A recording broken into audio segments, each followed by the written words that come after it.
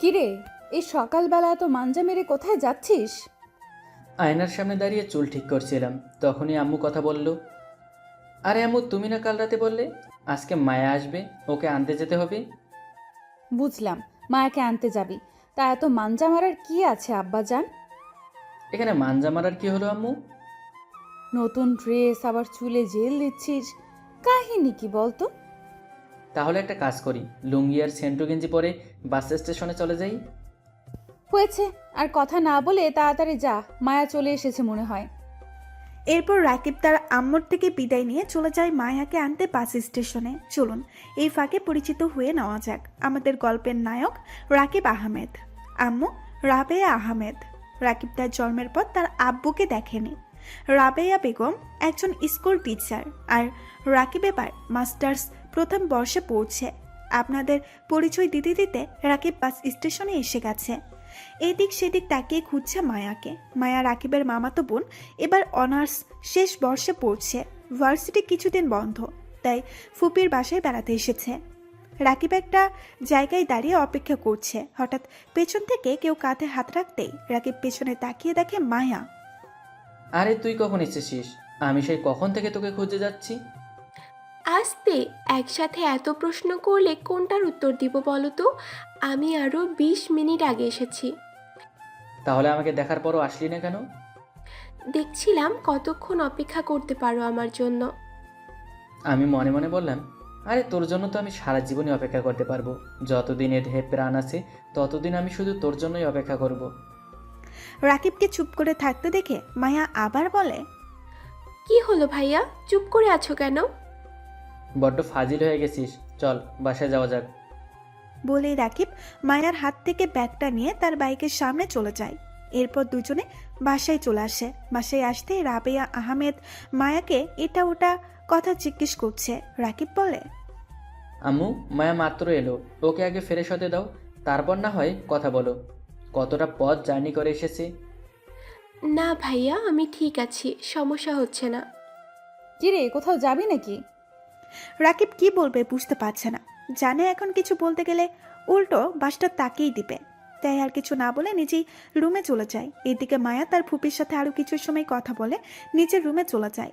রাকিব এতক্ষণ উকি দিয়ে দিয়ে দেখছিল মায়া রুমে গেছে কিনা। যেই দেখলো মায়া নিজের রুমে চলে গেছে, রাকিবও পিছু পিছু মায়ার রুমে চলে যায়। রাকিবকে দেখে মায়া বলে, আরে ভাইয়া, তুমি কিছু বলবে? না, তেমন কিছুই না। তোর কিছু লাগবে কিনা তাই দেখতে এলাম। আচ্ছা, তা আমার এত কেয়ার করার কারণ কি ভাইয়া?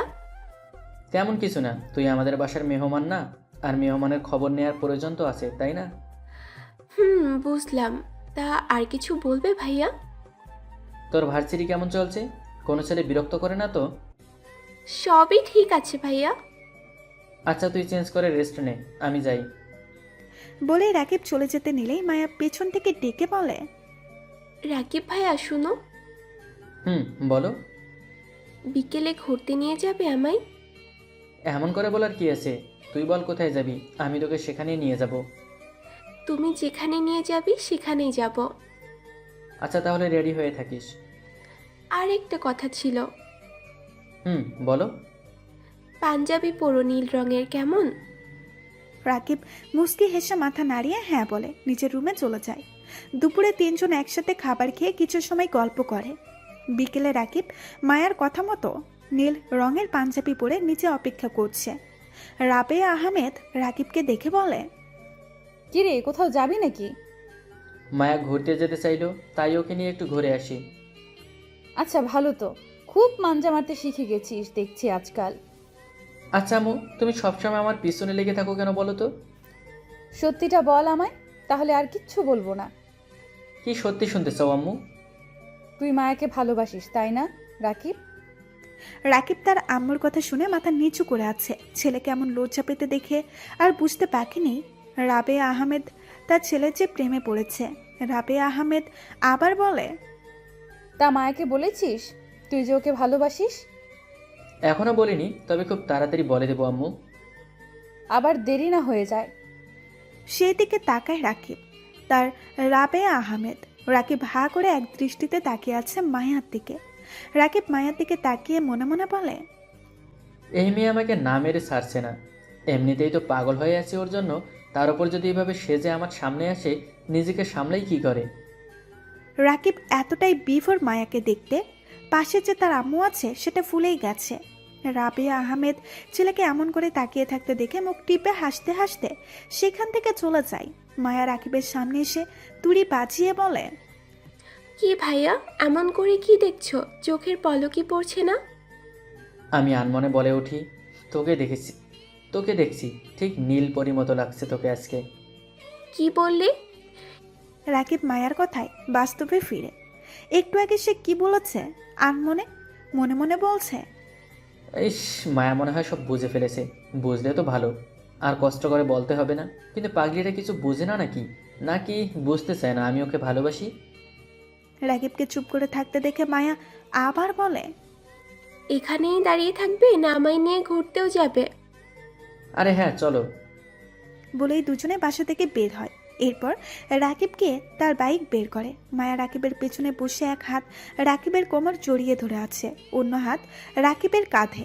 রাকিব মুচকি হেসে বাইক চালাতে শুরু করে। কিছু সময়ের মধ্যে দুজনে একটা নদীর পাড়ে আসে। বাইক থেকে নেমে বাইক পার্ক করে। নদীর পাড়ে গিয়ে দুজনে বসে পড়ে। মায়া বলে, এখানে নিয়ে আসলে কেন ভাইয়া? কেন, তোর পছন্দ হয়নি? হয়েছে তো। খুব সুন্দর আর রোমান্টিক পরিবেশ। এখানেই সাধারণত কাপলেরা আসে মনে হয়, তাই জানতে চাইলাম এখানে কেন আনলে। এই জায়গায় আমার খুব পছন্দ জানিস। যখনই মন খারাপ হয় তখনই আমি এখানে চলে আসি। নদীর এই বিশাল আকারের ঢেউ, আশপাশে গাছে থাকা পাখিদের কিচিরমিচির শব্দ শুনে মনটা মুহূর্তে আনন্দে নেচে ওঠে। মায়া মুগ্ধ নয়নে তাকিয়ে রাকিবকে দেখছে আর মন দিয়ে কথাগুলো শুনছে।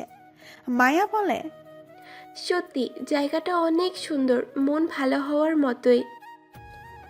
আর আমার পছন্দের জায়গা তোকে তো দেখাতেই হবে, তাই না? কেন? তোমার পছন্দের জায়গা আমাকে কেন দেখাতে হবে? এসব বাদ দে, তো তোর বয়ফ্রেন্ড কয়টা? হবে 4-5টার মতো।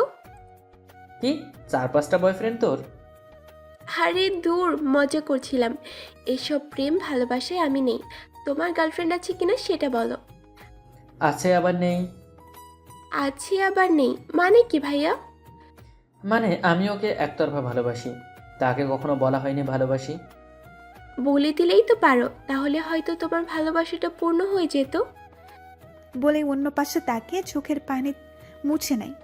রাকিব কাউকে ভালোবাসে কথা শুনে বুকের ভেতরে এক চিলতে মেঘ এসে বাঁধে মুহূর্তে। কারণ মায়াও সেই ছোট্ট থেকে রাকিবকে ভালোবাসে, তবে সাহস হয়নি কখনো বলার। রাকিব মায়াকে বলে, ভয় করে যদি না বলে দেয়, আর আমার প্রথম ভালোবাসা অপূর্ণ থেকে যায়। তোমার ভালোবাসা যদি সত্যি হয়, সেই মেয়েটাও বাধ্য হবে তোমাকে ভালোবাসতে, বুঝলে? বুকের ভেতর পাহাড় সমান যন্ত্রণা রেখে কথাটা বলল মায়া। তাহলে কিভাবে বলবো তাকে, একটু বলে দে না প্লিজ। আমি কি করে বলবো? আমি কি কখনো কারোর সাথে প্রেম করেছি নাকি? আচ্ছা তাহলে তুই একটু উঠে দাঁড়া, আমি তোর সাথে প্র্যাকটিস করি, পরে আমার ওকে বলবো, কি বলিস? আমি পারবো না, বাসায় যাব, মাথা ব্যথা করছে। বলেই মায়া হাঁটতে গেলে আমি মায়ের সামনে গিয়ে হাঁটু ভাঁজ করে বসে পড়ি। এটা দেখে তো মায়া রীতিমতো অবাক। মায়া কিছু বলতে যাবে, তার আগেই আমি বলতে শুরু করি, ওগো মোর মায়াবতী। কি মায়া জানো বলো, কি মায়া জানো? তোমার মায়ায় মায়াবিনী কেন এত ভালো লাগে? এত রূপ দেখে তোমার পৃথিবী হয় বেহুশ, আমি দেখে মাতাল হলে কোনো হবে না দোষ। মায়া, আজ থেকে 6 বছর আগে আমি যখন তোমাদের বাসায় যাই আর তোকে দেখি, সেদিন থেকে আমার মনে প্রাণে আমার সব কিছু জুড়ে শুধু তুই আর তুই। আমি জানি তুইও আমায় ভালোবাসিস, তবে বলতে পারছিস না। আজ তোর চোখের পানি বলে দিয়েছে তুই আমায় কতটা ভালোবাসিস। I love you Maya, will you marry me Maya? রাকিবের কথা শুনে মায়ের চোখ থেকে পানি পড়ছে। মায়ার চোখ বন্ধ করে বড় করে একটা নিঃশ্বাস নিয়ে রাকিবের সামনে বসে। রাকিবের কপালে একটা চুমু দিয়ে কপালে কপাল ঠেকিয়ে বলে, বুদ্ধু হাদারাম, তুমি বোঝো না কেন আমায়? আমি সেই 6 বছর আগে তোমাকে দেখে ফিদা হয়ে গেছিলাম, আর আমার মন জুড়ে সেদিন থেকে শুধু তোমারই বসবাস। I love you too, and yes, I will marry you. একে অপরকে জড়িয়ে ধরে কান্না করে দেয়। বেশ কিছু সময় দুজনে একসাথে ঘোরাঘুরি করে বাসায় চলে আসে। রাতের খাবার খেয়ে রাকিব সাথে বসে গান করছে। আর মায়া রাবেয়া আহমেদের সাথে বসে গল্প করছে। এটা রাকিবের রোজগার কাজ, রাতের ছাদে বসে বসে একা একা গান করা। পাথরের পৃথিবীতে কাছের হৃদয় ভেঙে যায়, যাক তার করি না ভয়, তবুও প্রেমের তো শেষ হবে না। বাকিটা নিজ দায়িত্বে শুনে নিবেন। রাকিবের গান শুনে মায়ার সাথে চলে এসেছে। রাকিব এতটাই গানে হারিয়ে গিয়েছিল, মায়া কখন তার পাশে এসে বসে আছে বুঝতেই পারেনি। মায়া রাকিবের বুকে মাথা রাখতেই রাকিব চোখ খুলে দেখে মায়া তার বুকে মাথা রেখে তাকে জড়িয়ে ধরে আছে। রাকিবও গিটারটা পাশে রেখে দু হাতে মায়াকে শক্ত করে জড়িয়ে ধরে বলে, কখন এসেছো তুমি? সেই কখন, তুমি যখন থেকে গান গাইছিলে, খুব ভালো গান গাইতে তুমি। ওই আর কি, মাঝে মাঝে একটু মজা করি। আমরা কবে বিয়ে করব রাকিব ভাই? আগে ভাই বলা তো বন্ধ কর, তারপর বিয়ে। তুমিও তো আমায় তুই করে বলো। আচ্ছা এখন থেকে তুমি করে বলবো, কেমন? এখন একটা চুমু দে তো। ইস, একটু লজ্জা শরম নেই তোমার, তাই না? লজ্জা আছে তো, এখন বেড়াতে গেছে তাই লজ্জা নেই, এখন দাও একটা চুমু। এরপর মায়া রাকিবের চোখের উপরে হাত রেখে দু গালে চুমু দেয়। রাকিব মুচকে হাসে। এভাবে আরও কিছু সময় দুজনে গল্প করে, যে যার রুমে গিয়ে শুয়ে পড়ে। পরের দিন সকালে মায়া ঘুমের মধ্যে অনুভব করে কেউ তার মাথায় হাত বুলিয়ে দিচ্ছে আর মাঝে মাঝে কপালে গালে চুমু দিচ্ছে। মায়ার আর বুঝতে বাকি নেই স্পর্শটা কার। এটা রাকিব ছাড়া আর কেউ না। মায়া ঘুমের অভিনয় করে শুয়ে আছে। রাকিব আবার যখন গালে চুমু দিতে যায়, মায়া একটু ঘুরতেই চার ঠোঁট চোরা লেগে যায়। রাকিব ছুটতে গেলে মায়া রাকিবকে জড়িয়ে ধরে।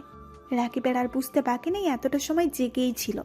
একটু পর মায়া রাকিবকে ছাড়তেই রাকিব নিঃশ্বাস নিচ্ছে আর বলছে, তুমি এত সময় জেগেছিলে?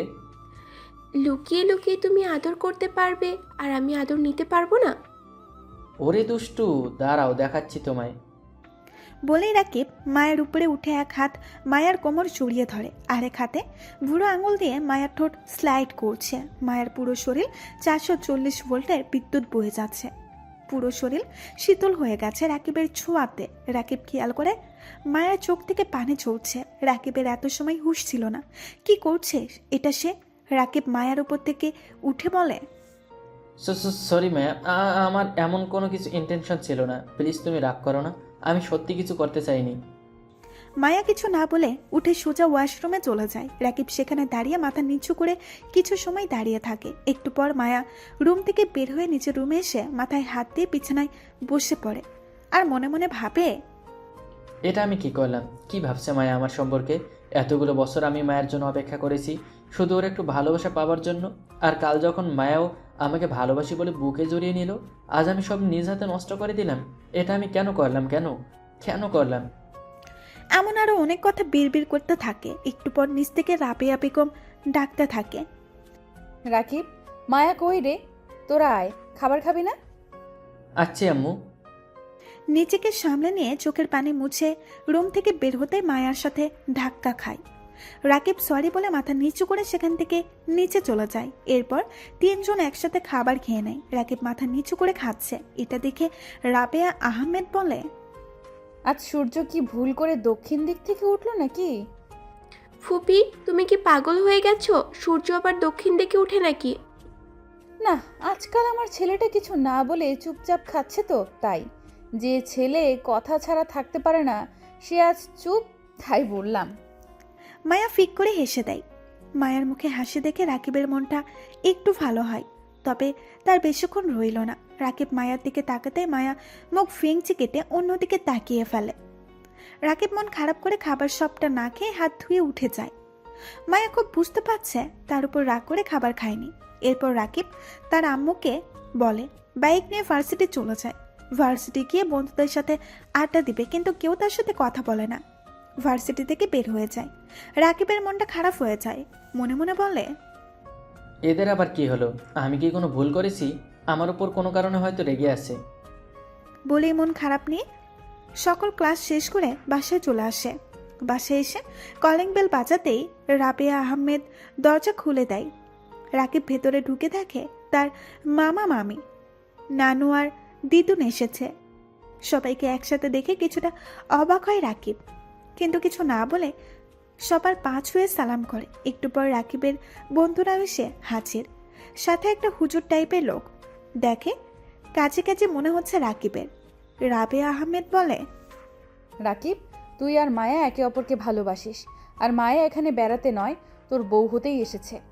আমি আর ভাইয়া ভাবি মিলে সব আগে থেকেই ঠিক করে রেখেছি। আমি যেন আকাশ থেকে পড়ছি। আম্মুর কথা শুনে আম্মু আবার বলল, মায়া তোকে ভালোবাসে সেটা তো ভাইয়া ভাবিকে বলে এসেছে, কিন্তু তুই তো কখনো বলিসনি। তাই গতকাল বিকেলে যখন শুনলাম তুইও মায়াকে ভালোবাসিস, বাস ভাইয়া আর ভাবিকে চলে আসতে বললাম। মানে এসব কিছু তোমাদের আগে থেকে প্ল্যান করা? বাপ রে, ভাবা যায়? আর শালারা, তোরা বন্ধু হয়ে আমার থেকে সব কিছু লুকিয়ে গেছিস। তাই তো বলি, কোনো কারণ ছাড়া আমার সাথে কলেজে এমন বিহেভ কেন করলো? আমি বারণ করেছি ওদের। আচ্ছা আম্মু, মায়া রাজি তো এই বিয়ের জন্য? মায়া নিজেই আমাকে তুই কলেজে যাবার পর ভাইয়া ভাবিকে আসতে বলেছে। মায়া কোথায় আম্মু? এখন আর মায়াকে দেখতে হবে না, বিয়ের পর একেবারে দেখিস। কাজী সাহেব, আপনি কাজ শুরু করুন, আমি বউকে নিয়ে আসছি। আরে আম্মু, ফ্রেশ হতে তো দাও আগে। চুপচাপ বস ওইখানে। বাস আর কি। রাকিব বাদ্য ছেলের মতো বসে পড়ে। একটু পর রাবেয়া আহমেদ মায়াকে নিয়ে নিচে এলো। কাজী সাহেব বিয়ে পড়াতে শুরু করে। বিয়ের কাজ সম্পন্ন হলে কাজী সাহেব দুজনের জন্য দোয়া করে চলে যায়। রাকিবের বন্ধুরা আগে থেকেই বাসর ঘর সাজিয়ে রেখেছে। রাবেয়া আহমেদ মায়াকে রাকিবের রুমে রেখে চলে আসে। একটু পর রাকিবের বন্ধুরা রাকিবকে তার রুমে নানান রকমের কথা বলে ঢুকিয়ে দিয়ে চলে যায়। রাকিব রুমে ঢুকতেই মায়া এসে রাকিবের পা ছুঁয়ে সালাম করে। রাকিব ধরে তুলে বলে, বিশ্বাস করো মায়া, আমি তখন ইচ্ছা করে অমনটা করিনি। তুমি খুব কষ্ট পেয়েছো জানি। কষ্ট পেয়েছি ঠিকই, কারণ কি জানো, আমি আর বাকি 5টা রিলেশনের মতো আমাদের রিলেশনটা অপবিত্র করতে চাইনি। আমি জানি তখন তুমি ইচ্ছে করে ওটা করনি, তবে কিন্তু এখন ইচ্ছে করলেই করতে পারো। বেটা মন মে লাড্ডু ফুট গয়া। রাকিব ধীরে ধীরে মায়ের কাছে গিয়ে মায়াকে জড়িয়ে ধরে। এরপর জানতে হলে বিয়ে করে ফেলুন। আরে ভাই, নতুন বিয়ে করেছে, একটু একা ছেড়ে দিন।